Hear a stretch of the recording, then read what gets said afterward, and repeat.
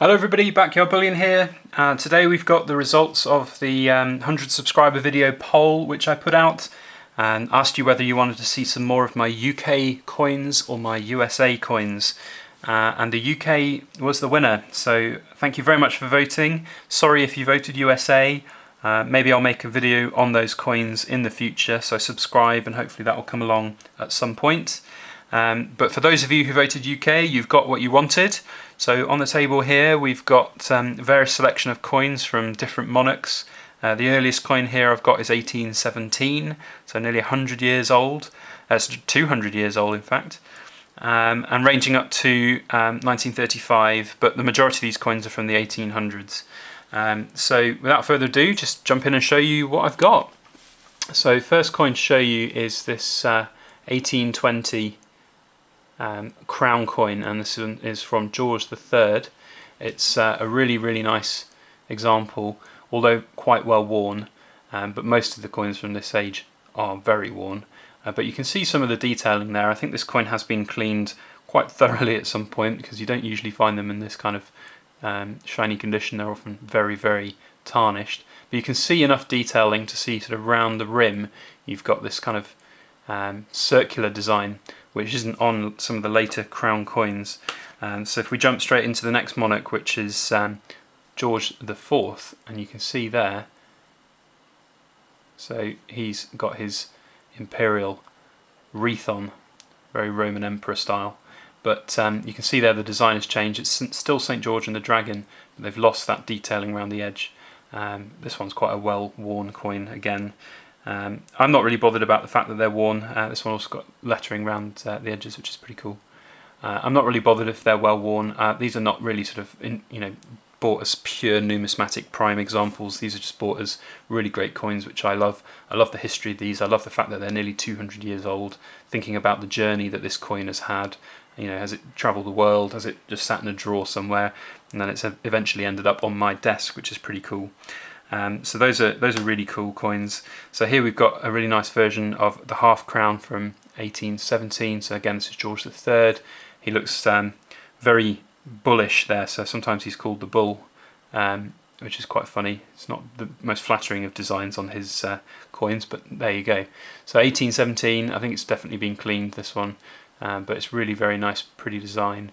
You've got some really great detailing there on the half crown. And then the last coin from George III is this shilling. So we've got a 1 shilling coin here from 1820.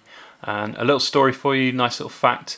So if you joined the British Army back in the 1800s, you took the King's shilling. And this was your commission, your pay, sort of bonus pay for joining the army. It was quite a tradition back then that you wouldn't spend your shilling, you'd keep it, and it would be your sort of memento. And often soldiers would take them around the world with them, and so it's interesting. I wonder whether this coin was a soldier's shilling and whether it's seen battle or whether it's gone around the world. So it could be a very interesting story. Again, it's part of the reason I love these old coins is how did they come round their 200 years of existence to be sat on my table. So if coins could talk, I'm sure they'd have a right good tale. So yeah. Then we jump up into the next monarch, which is William IV. He's got his Latin name on this coin, Juliamus, and in fact this is most mislabeled coin, and in fact I bought this one on eBay marked as George IV as a half crown, and you can see there the Juliamus, that's Latin for William. People just get it mixed up. So this coin was I think about £6, and they're worth anything from 18 to 20 quid, so it's definitely a really good pickup.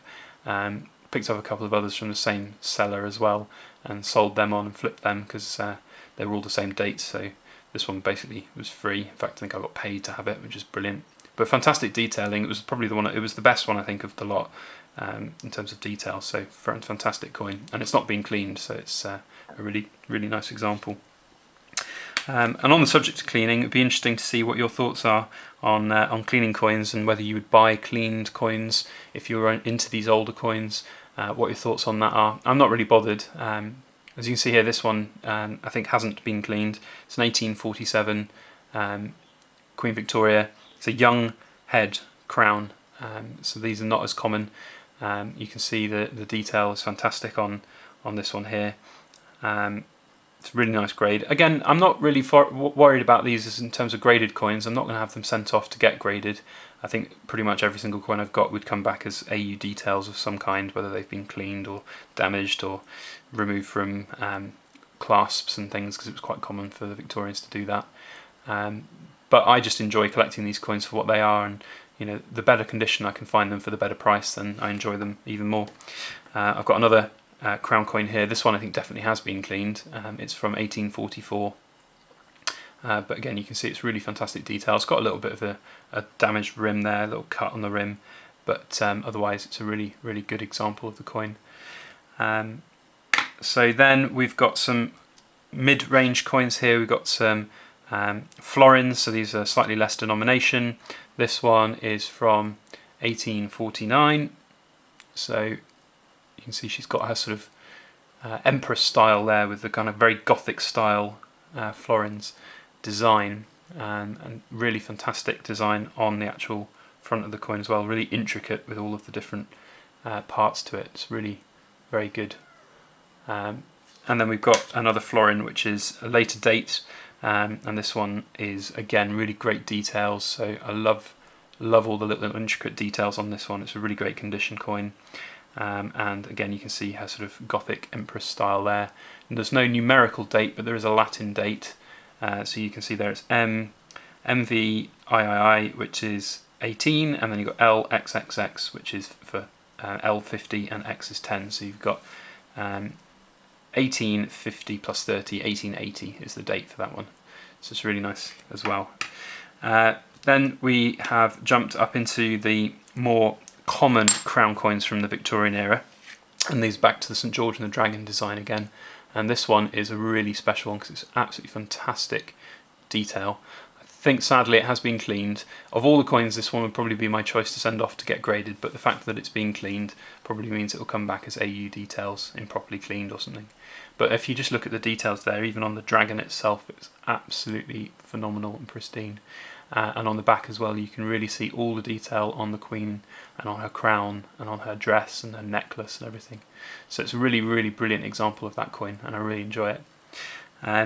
We've then got various other ones. I've got a few others. These are not the whole collection I've got. I've got others in my coin folder, but this is just what I brought out as a selection. In fact, I showed you that one. Don't know why I'm showing you that one again. But here we've got an 1895 version, a little bit more worn. Potentially being cleaned as well, although it's not entirely clear. On the back you can see there it's the older head now, just he's getting older. So it's really nice. So this one definitely hasn't been cleaned, so you can definitely see the difference in terms of the amount of tarnish that builds up on these coins. So again, see all of the lovely tarnishing between the letters really makes them stand out, so it's really good. What else we've got? We've got a half crown of Queen Victoria as well. So this is from 1897.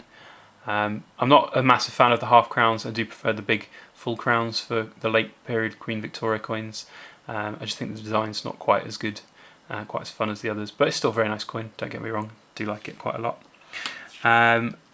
So that's it really. I think I've got one last coin to show you, which is this rocking horse crown. So I don't have very many other coins from sort of the 1900s onwards. They tend not to be 90% silver like the majority of these, so I try and pick them up where I can. But this one, this is 90% silver, I think. I have to go research, so if I'm wrong, I do apologise. But it was called the Rocking Horse Crown because it looks like it's a rocking horse, but it's still St George and the Dragon. So it's from George V. So you can see there, really nice, very, very pristine example of this coin. So yeah.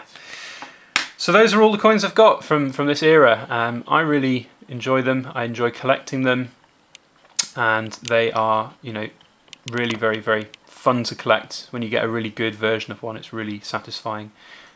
So what are your thoughts? Which one do you like the most? I think my favourite's definitely the 1887 crown. It's just in such good condition. Granted, it probably can't ever be graded, but it's just so good.